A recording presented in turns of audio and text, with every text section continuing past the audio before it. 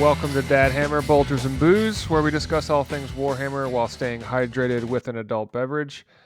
I am David the Warboss, and I am joined, as always, by Mr. Medicae Steve, the most generic man in all of the Imperium. And it's been a while since I've just said Medicae Steve because we are without our third wheel, our third wheel to the tricycle. Or the tricycle, yes.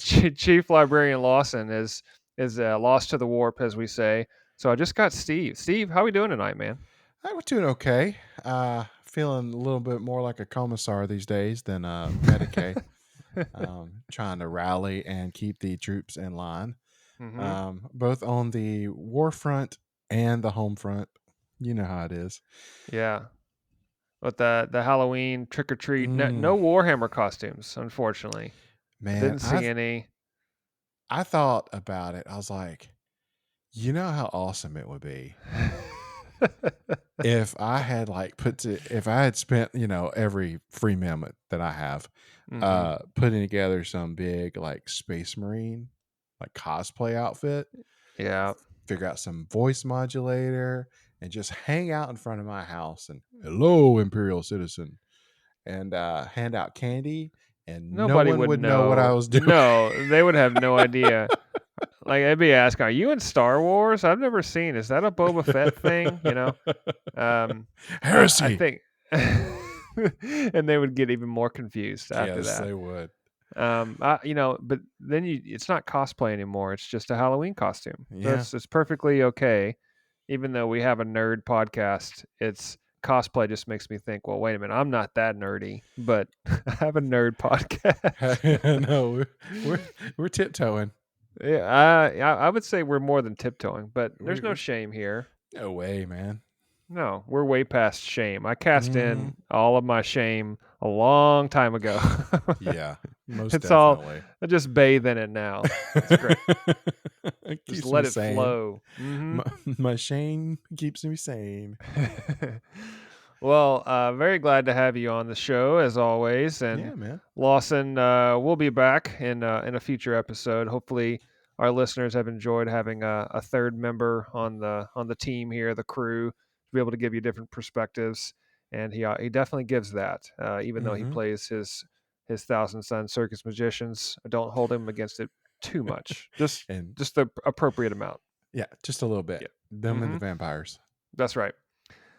Well, we have a great show for you, as always. We're going to start the show with some controversy or controversy, as depending on how you say it, but a controversy on the Warhammer website, of all things. You wouldn't think that would have controversy, but man, big news in the Warhammer community. It shouldn't be big news, but boy, it's really hit the Warhammer community hard, and all kinds of strong opinions. So we'll give you our take on the new Warhammer.com site that has replaced the Games Workshop site. We will also discuss a new Necron Overlord model. So a brand new Necron model that has hit kind of out of nowhere, but looks really cool. We'll talk about that and maybe some implications on what that means for the next wave of Necron models for the range.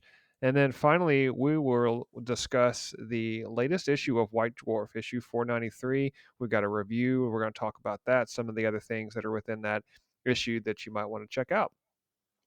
Thank you so much, as always, for listening to our show. If you like what you're hearing, make sure to rate, follow, and subscribe on Spotify, Apple Podcasts, or wherever you listen. You can find us on our website, dadhammerpodcast.com. And something I wanted to mention, if you're curious, if you're unaware, on our website, we actually have merch. We have real Dad Hammer merch now, and I'm actually wearing a beanie, a toboggan, a winter cap, whatever you want to call it, depending on where you are in the okay, stocking cap. I don't know, whatever you call it. I'm from Kentucky originally, so we always called it a toboggan. No, it's not a sled. It's a thing that you put on your head for winter time. Anyway. It's on our website. If you click on the store link, you'll see all of our merchandise. We've got coasters, we've got glasses, we've got hooded sweatshirts, hoodies, whatever you want to call them, t-shirts, all kinds of stuff on there. So make sure you check that out. And of course, all over our social media platforms where you post pictures of our latest projects. Although we've been on a little bit of a hiatus, just having to deal with a lot of work stuff, life stuff that's going on. But we'll get back there eventually. We got some diorama stuff that Lawson has put together. That's pretty cool. So we'll put that out there. All right, lots of announcements, lots of advertisements without really being an Advertisements. advertisement. Advertisements. Thank you. Mm. But first, we're going to start with the most important part of every Dad Hammer podcast, and that is, what are we drinking? I will go first tonight, Hmm. Steve, because I have the lame-o drink. And at this point, it's a little watered down because I put ice in it.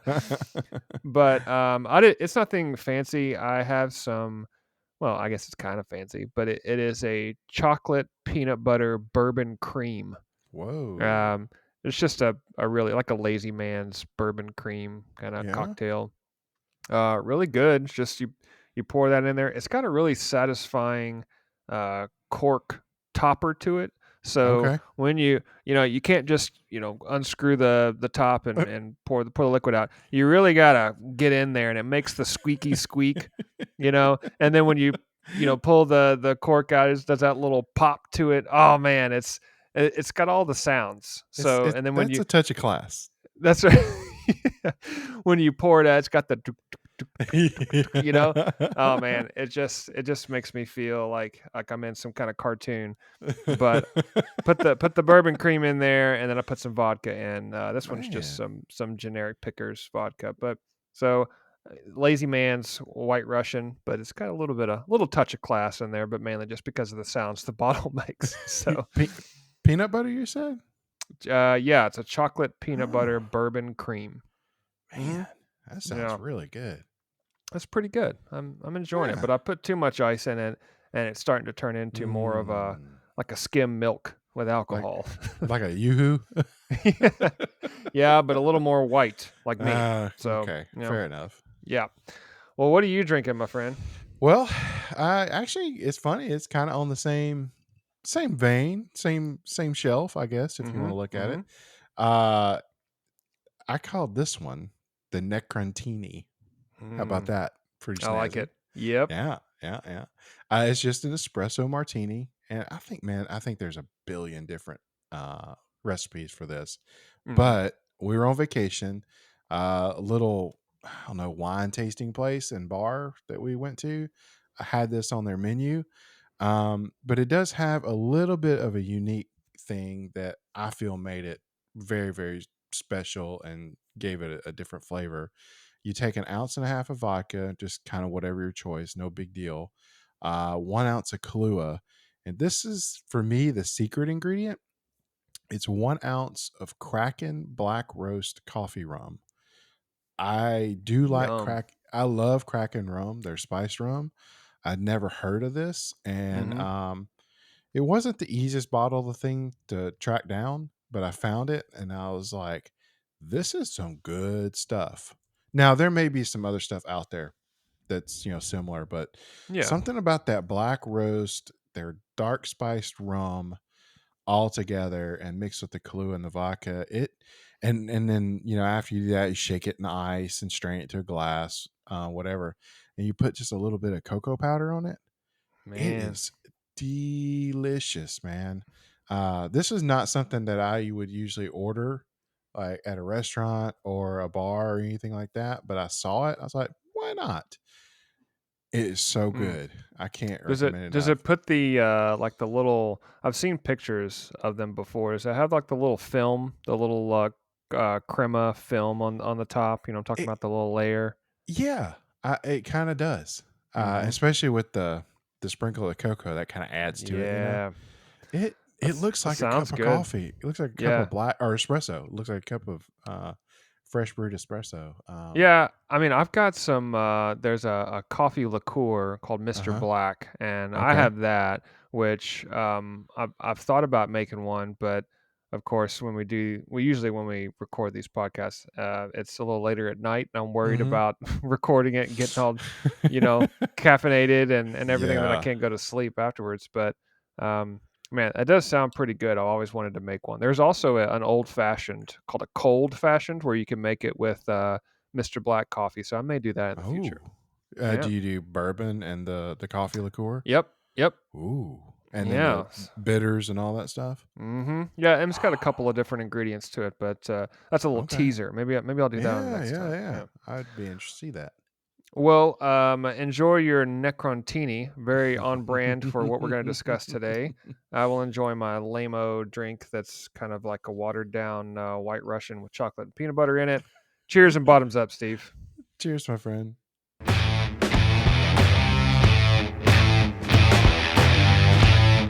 So let's talk the controversy with some put in some ominous music, maybe. No, I probably won't. That takes too much work.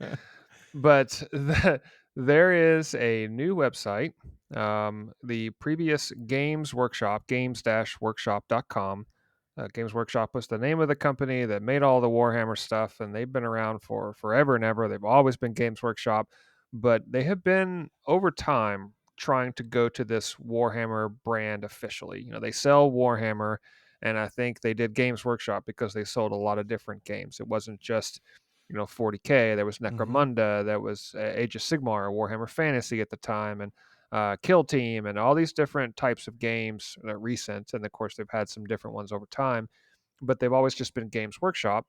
But I've noticed that they've changed the name on certain brick and mortar stores to the Warhammer store because it's a little confusing for grandma, grandpa going into the Games Workshop store and looking for the latest Call of Duty or something like that, or Yeah. Checkers, Yeah. That's or whatever. no doubt. Yeah. So the Warhammer store has become a thing, and over the last, I would say, couple of years, maybe I've seen it more and more. And so this was just, I assumed this was coming eventually, a full rebrand. They are just now Warhammer. Mm-hmm. Well, they took that opportunity to have Warhammer.com and replace the Games Workshop website. So the good news, I think, for really, depending on no matter where you are on different fronts, but they took the Forge World part of the site and merged that into the Games Workshop site. So it used to be separate. If you wanted Forge World, aka really expensive resin models that I just they're like, those are cool, but that's not worth $500 to me. It's hard. It's hard to put together. Hard to paint. Yeah, no thanks. Whew. Yeah, so I never looked at the Forge World stuff, but if you're into that, they Mm-hmm. combined them, which is great. And they streamlined the site a little bit. They modernized it. The old site was a little difficult to navigate, and they came out with a brand new UI, warhammer.com, and I saw the announcement. It went live. I go to the website, and my first impression, without seeing anything on the internet, Yeah. was, oh, well, this is different. This looks more like a modern website. There's a lot of white space. It's the images are really big. When you look Mm-hmm. at the character models and stuff, they really take up the whole screen. And it's just, it kind of blasts you in the face with the models and the artwork and all of that.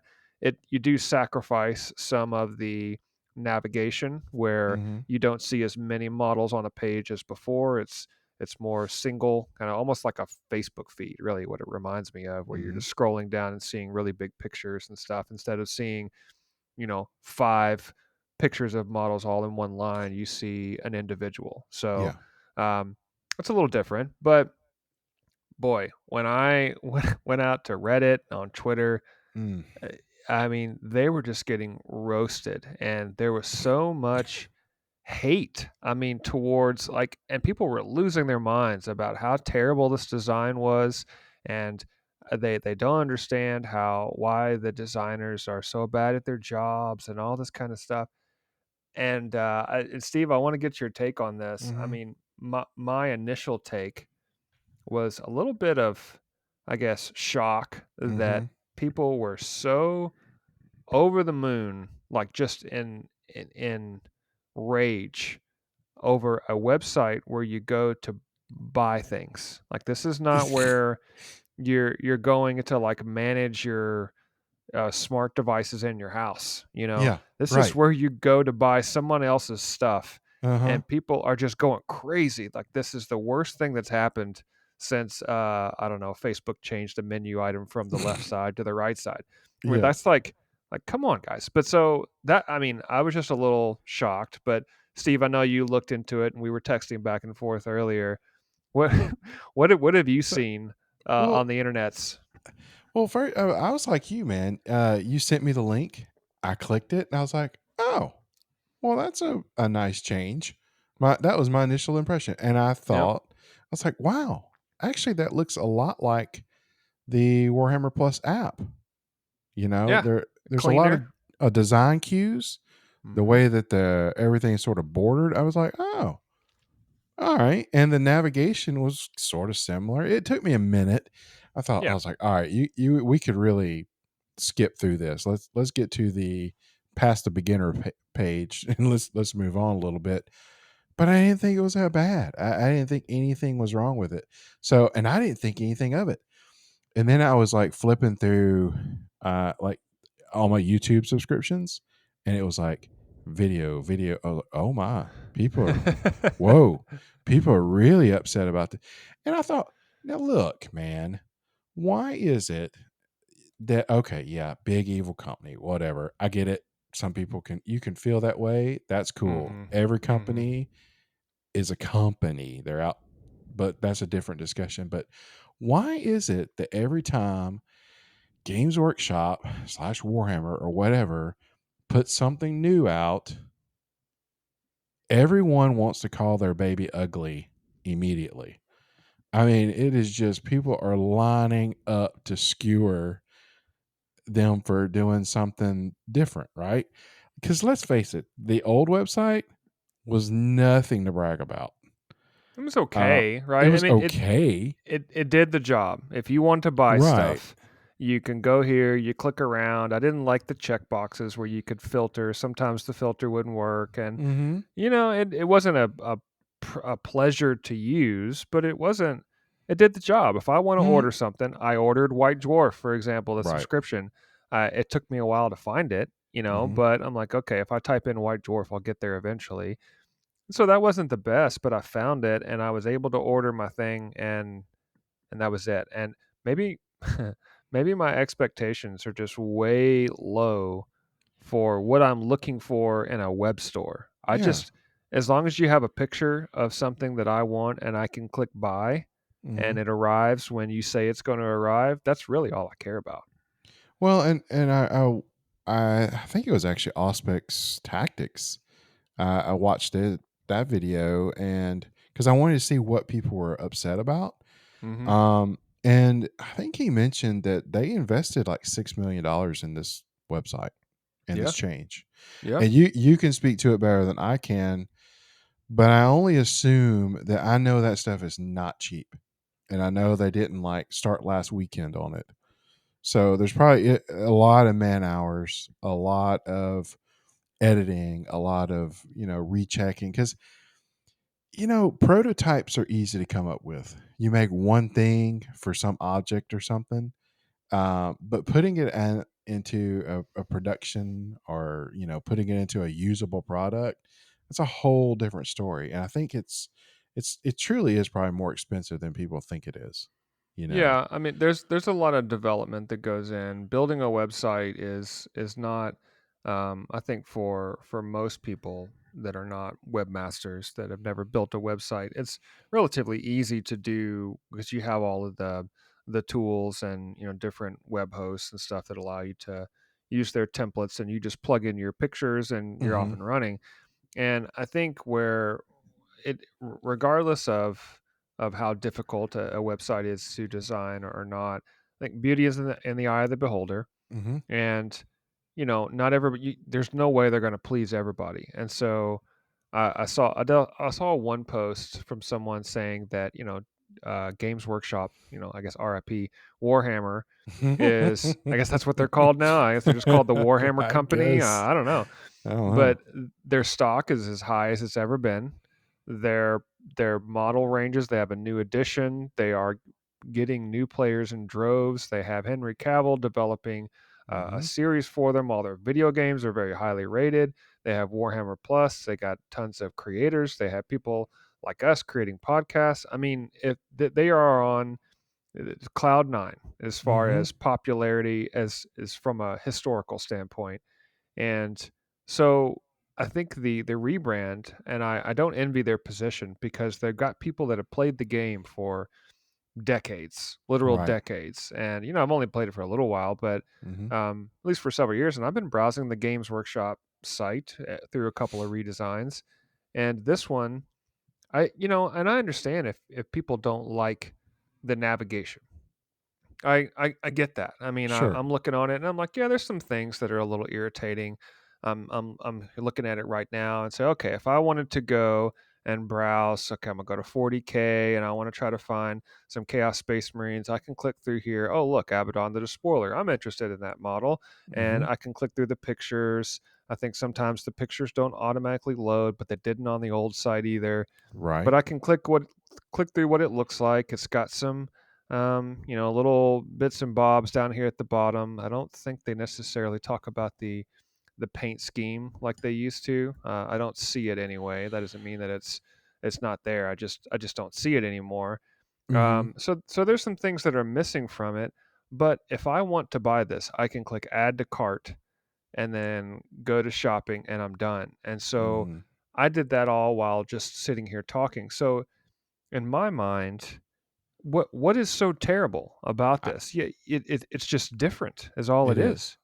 And I even found I was flipping through it a little bit, and I need to get some like snow technical paint, right? Yeah, So yeah. I was like, oh well, let me just check out the Valhalla Blizzard. Okay, so I'll put on that. I already know what it looks like. I've seen it.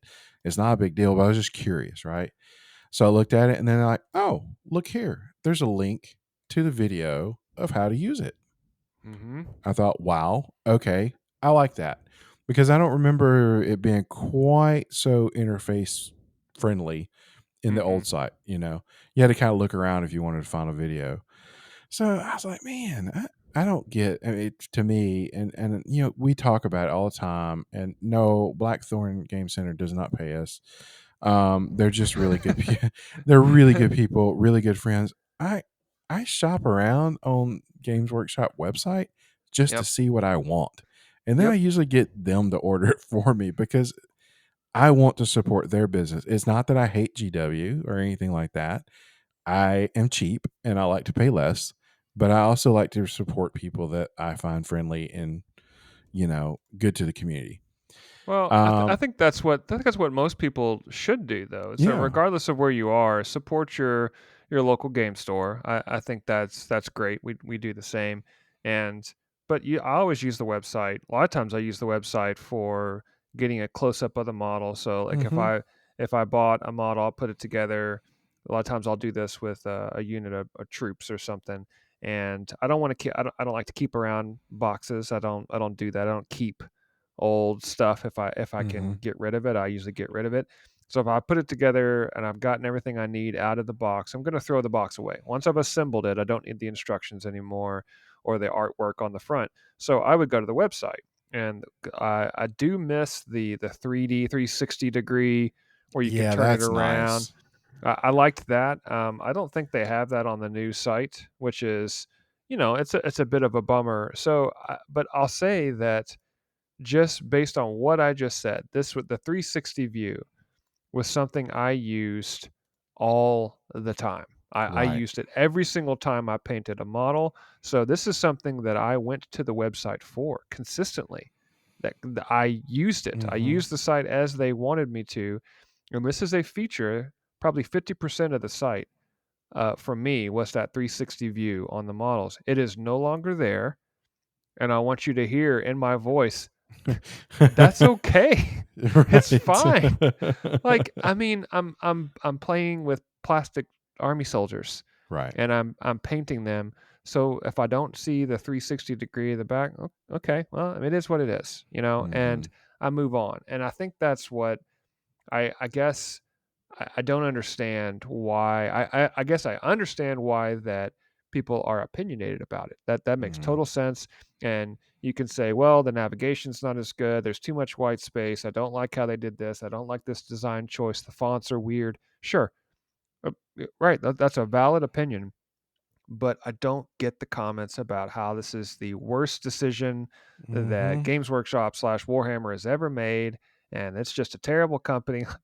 I don't get the jumping off point. Like we went from a nice, 25 mile an hour school zone to 90 miles an hour running off the interstate. Like, how did we Yeah. get there? Like, I I don't get it.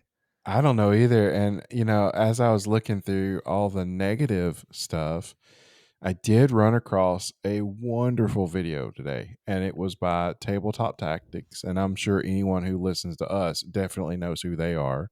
Hmm. And one of the hosts or presenters, Beard, made a video addressing this. And I would say that the tagline was only slightly misleading to the sense that you thought this whole thing was going to be all about About the like website. but yeah, and it wasn't. Man, No. it went all the way back to the 70s. It gave history. There's stuff I learned today that I never knew. But it brought everything up to speed, and it put into perspective how much work and how much history is actually in this company. Hmm. And I know everyone thinks bad of stuff and capitalism and all that stuff, but it's kind of very much like an Apple Macintosh story. Three buddies got a bunch of stuff started in their garage, almost literally, and went to the top of the world in their specific genre. Um, man, Yeah. I think stuff like that's really cool, and to understand that kind of helps you really kind of cool your jets a little bit. Like, how can you Well, really be mad at stuff like that? I think what people, especially some of the older players that have played this game for so long and have this love and attachment to it, is this most nerd things have. You have a Yeah. hardcore following, and people have this as part of their childhood, and they've grown up with it, and I get all of that. Um, but I think what usually happens is that people get so attached to the way it used to be, and they Mm, have this preconceived notion about how it should always be. And when it changes, it's only bad. right. I think people just don't like change. They just wait. Why would you change it? If you're going to attempt to change it, you need to make it better. Well, that was the attempt, and Hmm. even if you don't agree with whether or not the attempt worked, that you still have to applaud someone for trying something different. Oh, And absolutely. I think that just people need to chill a little bit and remember it's a web store. This is not a healthcare website where you go No. and you need to get urgent care or see a Hmm. doctor or get a prescription filled or else you're going to be bedridden. This is a web store for you to buy toys. Yeah. So, I mean, put it into perspective a little bit. And no, it's not like they don't ever make a mistake in my eyes. Where we're going to talk about one that I think like, it's all right, but I'm also choosing this as a hobby, and yes, I Hmm. love it. I have a podcast. We play Warhammer. I've got merch. I mean, I'm Hmm. all in. Yes. So if this is not where I have tattoos. right, you got Just stickers, saying. you got Mm, car windshield stickers or whatever on the hmm. back of your truck. I I mean, sure do. so we're all in on this thing. I have spent thousands of dollars on this hobby, and so I'm fully invested into this. And I'm here to tell you it's not that big of a deal. Like, so I think we've beat this to death a little bit, Hmm. but I really just, if all of our listeners listening to this piece right now, if you're trying to figure out like what the heck is going on, why is everybody so angry? The answer is I don't know, and really it's not that big of a deal. So go check out the Foolishness. website for yourself and go check it out. Just know that okay, if you like it, you don't. It's fine. Just Hmm. it's not going to impact your ability to play the game and buy models. If you want to do that, there's a big button that says add to cart, and I And they promise will, you it still works. and they'll happily take your money. Oh yeah, absolutely. Oh man. Well, the good news is it gave us some really cool stuff to talk about and some That's right. controversy. That's And right. whenever the nerd hordes get riled up, I always get excited. I'm like, oh yeah, Ah, now we're gonna get into it. yeah, I love it. Yeah. Well, more to come, I'm sure. I'm expecting an article or something from Warhammer. I keep wanting to say GW. apologizing for the website redesign, or Uh, hopefully not. Hopefully they don't backtrack, but I'm sure there'll be something out about what they did and why, and then that'll get the pitchforks and torches out again, and then they'll just go back and buy all their stuff. So it's to going to to work out in the end. to quote our chief librarian, "Get wrecked, nerd." Yeah, that's right. Get wrecked.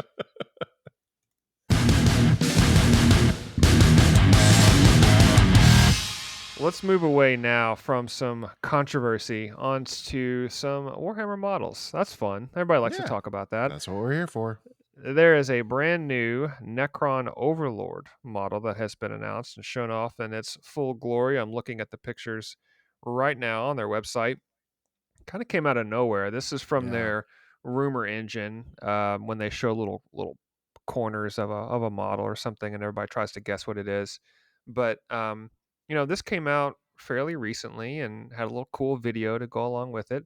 And the previous Overlord model, I believe, was it a fine cast or a resin? I think. Mm, I there's don't I been don't remember. several. Yeah, I know there I was mean, one. There was one in the Indomitus box and some mhm. other exclusive releases, but I think the original one may have been um, may have been a resin or something like that. But Yeah, either way, this is a brand new model, and Steve, I'll start with you. yeah. Pretty cool looking model with a bunch of swirly Necron digital Mm-hmm. vines and swirly stuff. Is the best way I could describe it. What were your thoughts on this guy? Immediately I thought, "Ooh, that's cool." Um, and I still think it's cool.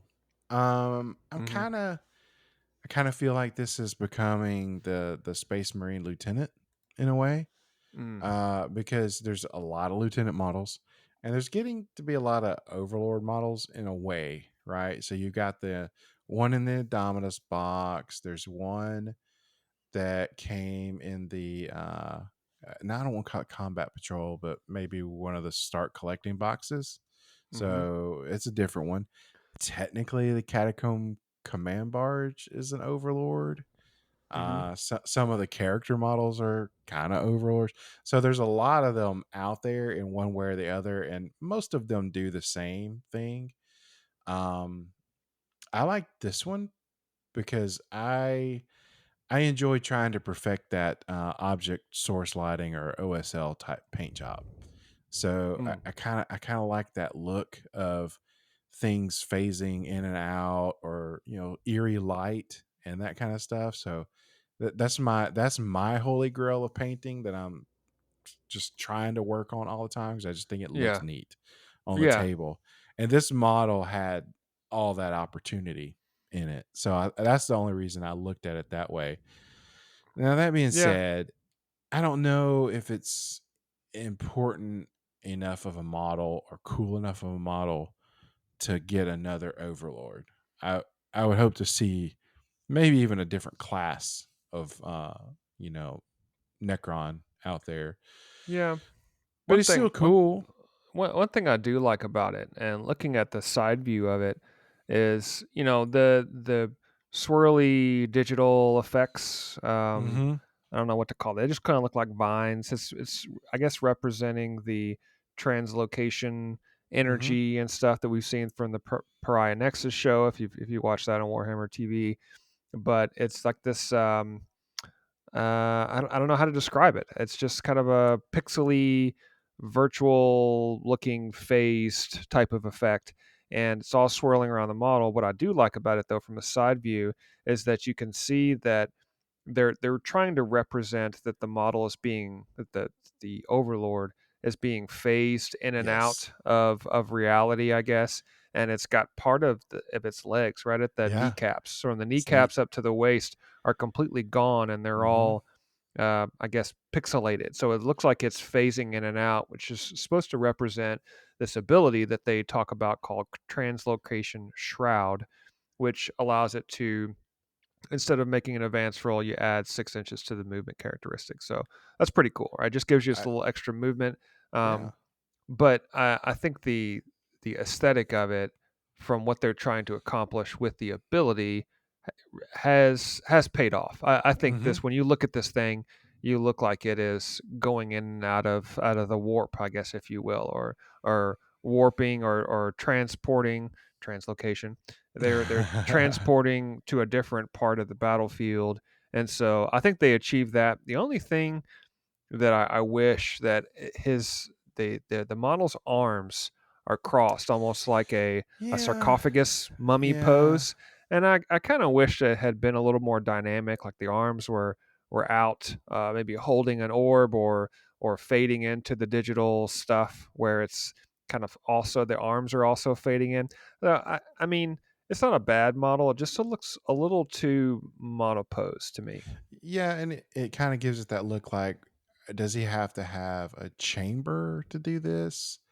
Hmm. But technically, they could just do this in the middle of a battlefield, and it's like, oh Right. my gosh, what was that? What was that wizard on Pee Wee's?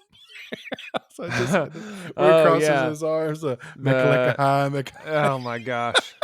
I can't believe I just I thought don't of that. remember. Yeah, it wasn't Magic Screen. It was Yeah, I can't remember his it name. doesn't matter. But all The I thought floating was like, head with the yeah. yeah. And all I could think about was like, all right, he's crossing his arms. He's gonna disappear. Don't say the And magic word. that's Mhm. right. So, but I really do dig that. That's pretty neat. I think I'm like you. It could have been a little more dynamic. He could be Yeah, doing something cool. but it's fine. I think Hmm. this is a cool model. I like the fact that they're getting away from just the bronze brass looking armor and that's Yeah. it. Before it was just you could only make a cyborg robot looking thing so dynamic, of course, but Hmm. you got the armor that looks like a skeleton, great, and then you add some green with the blades and the energy. But I like the swirly effects, gives it a little bit of pop, makes it look different than the rest of the Necron model. So I think this would be cool to put in a Necron army. It just doesn't necessarily scream, "Oh my gosh, I have to buy this thing." Right. Um, but it's cool. I wonder what this will mean for new Necron releases. If maybe they've heard some of the feedback from Necron players that like, hey, I like my Necron force and I like all the green, but hey, throw a little something different in there to separate it from just being more Terminator robots. So Hmm. I don't know if they're going to do anything with that, but I'm interested to see. I would like to see maybe some larger models get a bit of a reboot in the future. But there's been a Yeah. lot of Necron releases over the last couple of years, so I don't know if we'll actually get that. Yeah, that's what I was thinking. They've been kind of updated pretty well. Yeah, I'm like y'all. We'll see. I would like to see more of this strange. Of course, I don't think the dynasty stuff is quite such a big deal in 10th now, but Hmm. some of these guys, some of the dynasties had strange powers or technology that allowed them to do cool stuff. Right. Um, so I don't know. I kind of like to see them tapping into that. That's pretty Yeah. cool. Well, and we'll see. I like the fact that they're trying to add some additional color, some additional points of maybe some flair to Hmm. a model range that is typically kind of bland. And I don't mean bland in a necessarily negative way because it is what it is. I That's mean, right. nobody looks at the Terminator robots and thinks, well, those look stupid. No, you think, no, those are Terminator robots. And I think the way they design Necrons look amazing.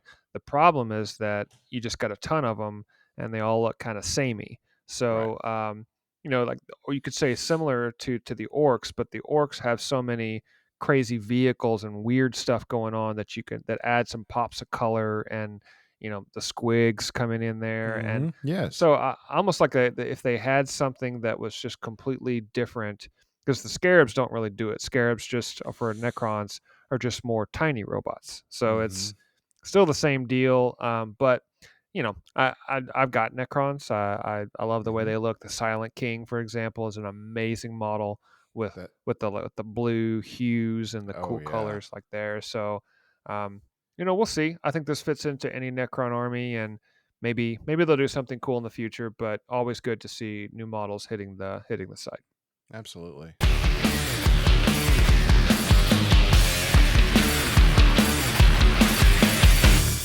Well, let's now move over to White Dwarf.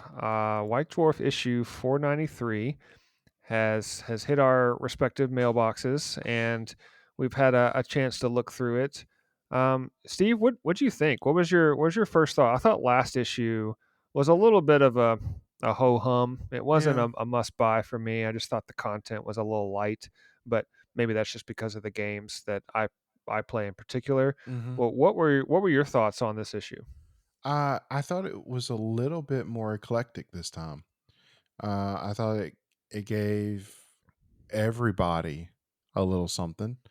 There was maybe a little less kill team, a little less war cry, and the war cry thing I saw was a little ho hum for me. It just wasn't Mm-hmm. interesting. That's just my taste. I love that they're still putting out the mission. I think that's awesome. That Suffer No Rivals mission is really cool looking. Some of the missions are kind of complicated, and if you're sort of new, it's not one that you'd want to roll if you were doing randomly. But this was pretty neat. Same holding objectives and stuff like that. But the biggest deal was each player picks what two primary targets from your own Mm-hmm. army, present Mm-hmm. them to one another, and at the end of the game, you get 30 victory points for each priority target unit you destroy. So I thought, well, we could put together lists that kind of play to that if you want to. But I mean, Yeah. could you imagine like just mopping up 60 victory points at the end, and you decide to just go head hunting the whole game instead of worrying about um, objectives and stuff? I was really glad to see something like that. Yeah, I thought it was pretty I cool. we've always said that the 40K missions tend to be a little on the safe side. It's just Yes. okay. Go get these objectives. They may call it some kind of fancy name and try to give a narrative, but there's really Hmm. never. I'm gonna say never. There's rarely any big time rules changes. That may just be a simple thing like, hey, you get 30 victory points for doing Right. this thing, but it's never anything crazy like the Age of Sigmar stuff. So even though they call this mission "Suffer No Rivals," and it Uh sounds like, oh wow, that's going to be amazing, huh. and then really all it is some changes to the victory points. I always hope for a little more environmental effects or some randomness, but I Yeah. think Yeah. that a lot of times 40K players, you play 40K for more consistency and math, and you don't necessarily want the environmental random effects or anything like that. Hmm. But I mean, cool mission. I'm always interested to see when they offer missions, especially when the little card stock tear outs. That's I don't know. Yeah.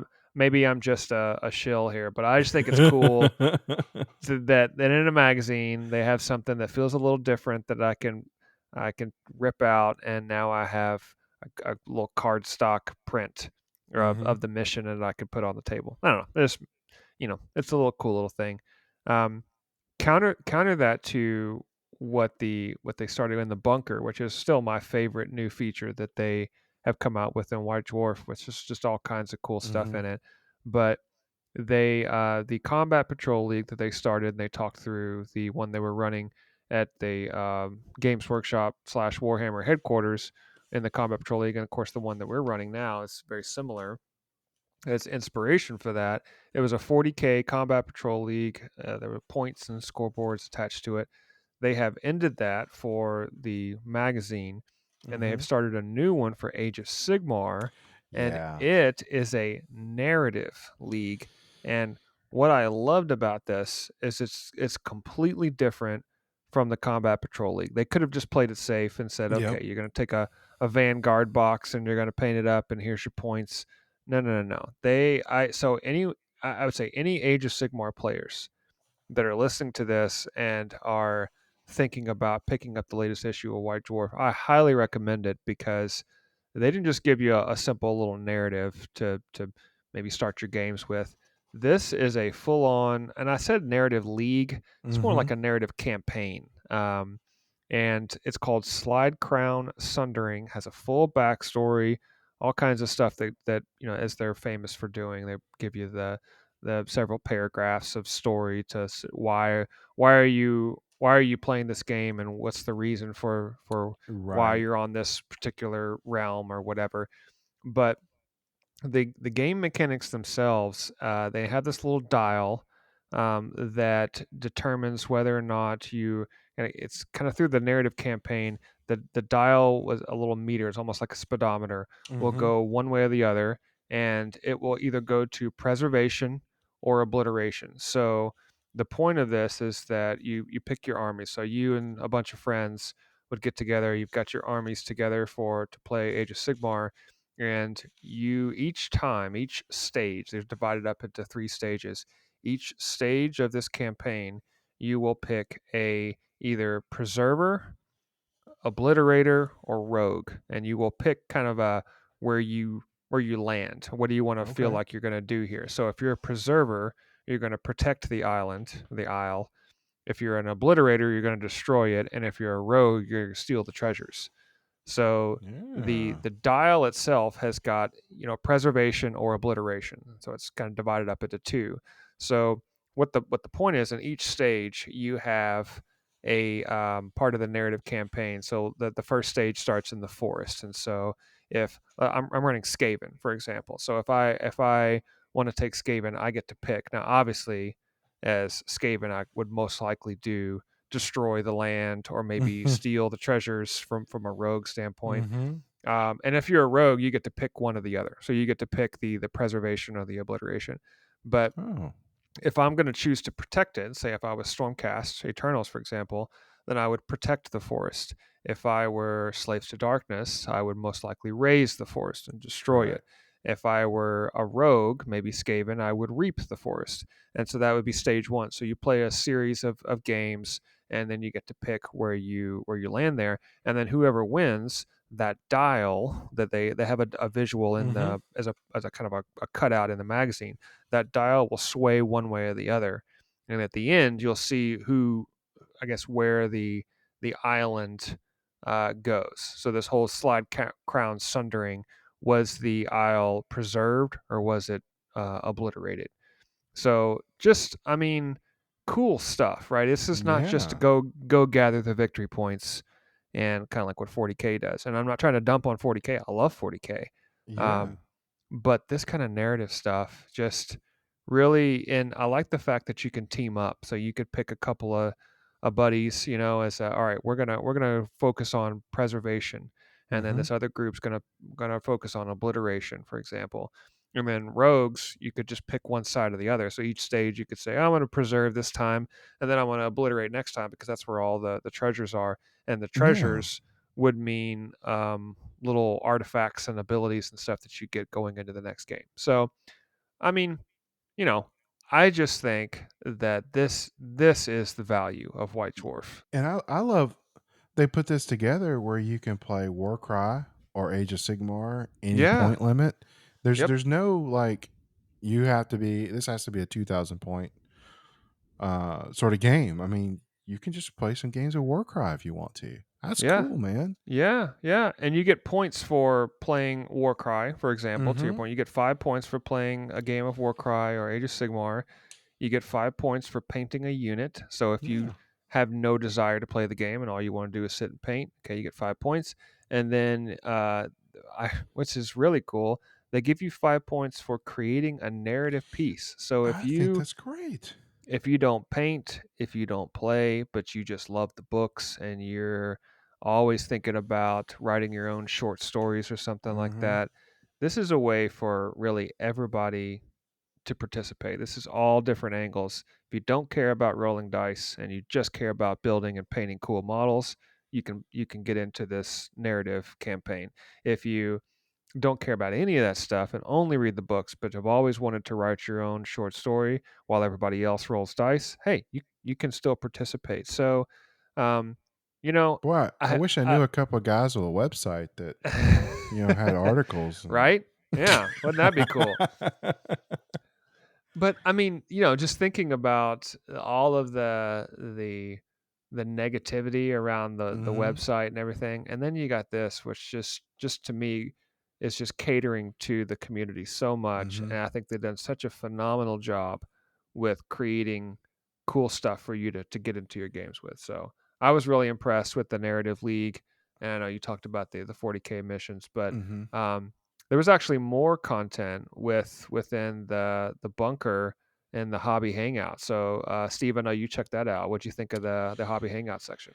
Well, I thought it was cool because they're I don't want to say notorious because that's not the right word, but they're very box art oriented kind of stuff typically. Sure. With when you Yeah. get their model painting stuff comes out, uh, man, it was a really fast, really neat. It actually looked really cool. It's green, a lot of light greens and pale bone color. They actually Hmm. look like bugs you see in the spring. Um, but it was a looked like a 4-step process to this custom paint job for a high fleet that looks great. And I would assume you could adjust the colors if you wanted to.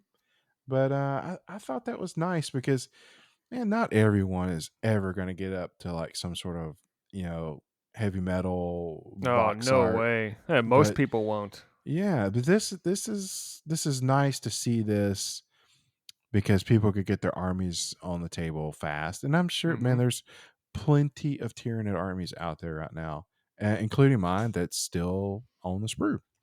Um, so it's really cool to get a chance to see something custom, like oh, but I don't like any of these high fleets that are out there in the lore.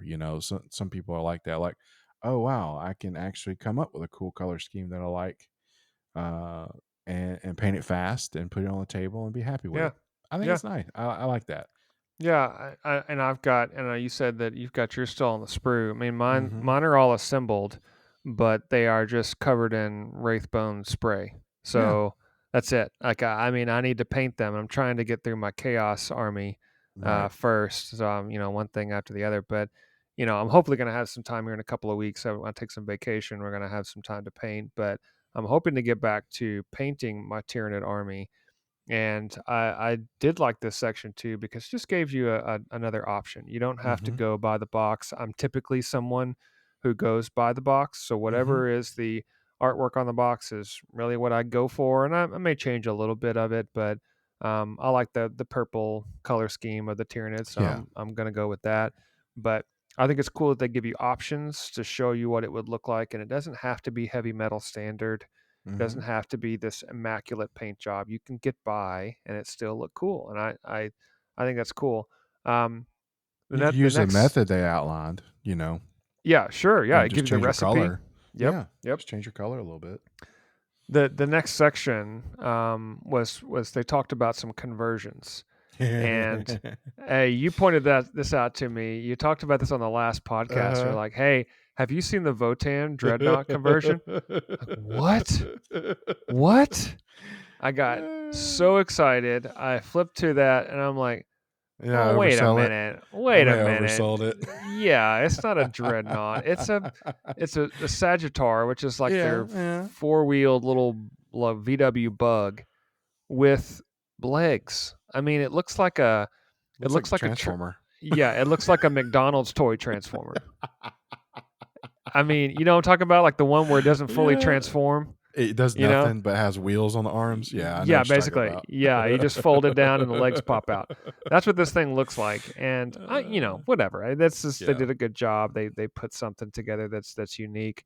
But I was really hoping that they, if I were to do it, and I still might, but I would take a Sagittar and make it a little more vertical. I would drop the wheels off. I would cut the Okay. wheels off completely and just use the main frame of the Sagittar, and then I like the idea that they were going for they combined that in the war suit with the Hmm. Sagittar and they put some legs on there. I think that looks cool. I just wish they would do it for real. I would love some dreadnoughts Yeah. in the Votan army. I was just guessing that the Sagittars stat lines probably close to what a Dreadnought's Yeah, like stat lines would be, maybe. but Hmm. maybe move faster. Yeah. That was kind of, it was still fun. It was still Yeah. fun.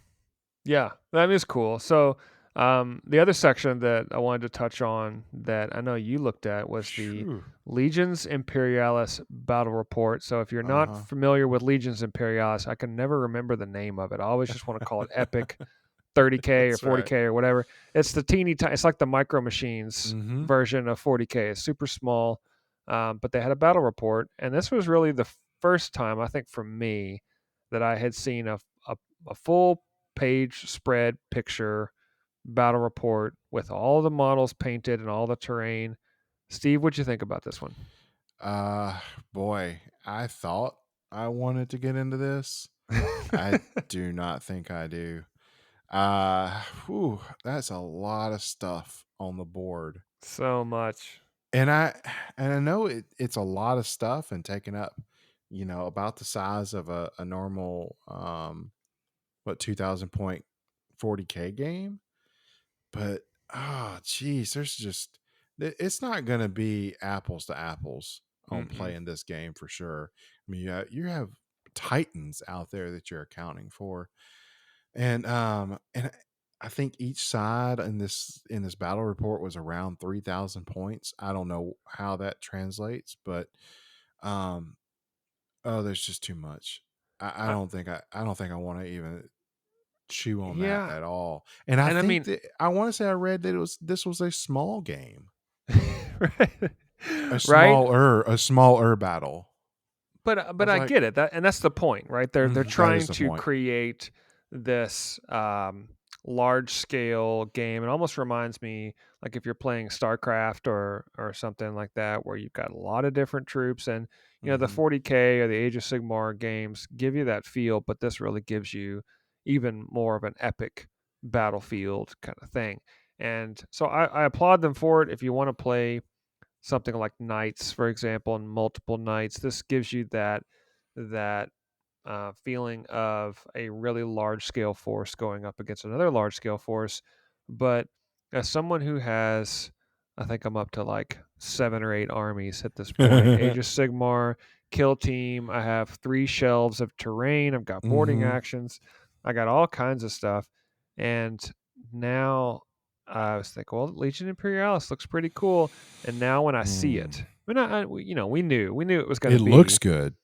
It looks amazing, but now that I see it, I just think, oh boy, Yeah. that would take a really long time to build and the paint jobs don't have to be as detailed as they are No, in yeah, that's true. 40K. The models are smaller, so you could really they were trying to highlight this. This is perfect for contrast paints. So Hmm. if a little thing of 4 troops, for example, Hmm.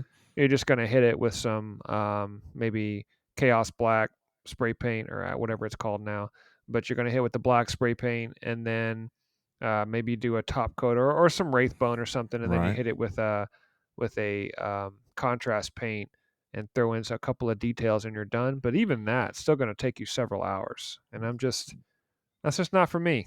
No, I think if I'm gonna do anything complicated, I'm gonna just hold out for maybe a Battlefleet Gothic type thing, Yep, yep. uh, something different. Well, that's going to be the same problem, though. I mean, there's just You're more right.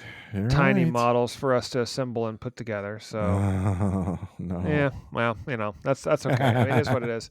But overall, I think this White Dwarf issue was really good. It's a good rebound from issue 492, which I Hmm. thought was a little lackluster. It just didn't have as much pop as the ones in the past. But maybe that's because we were spoiled a little bit from the bunker when that first came Right. out, and they really released some new content. I thought this one they did a good job of having something for everyone, and I think I was more impressed with the Age of Sigmar narrative, where they completely flipped the script on Oh having just yeah.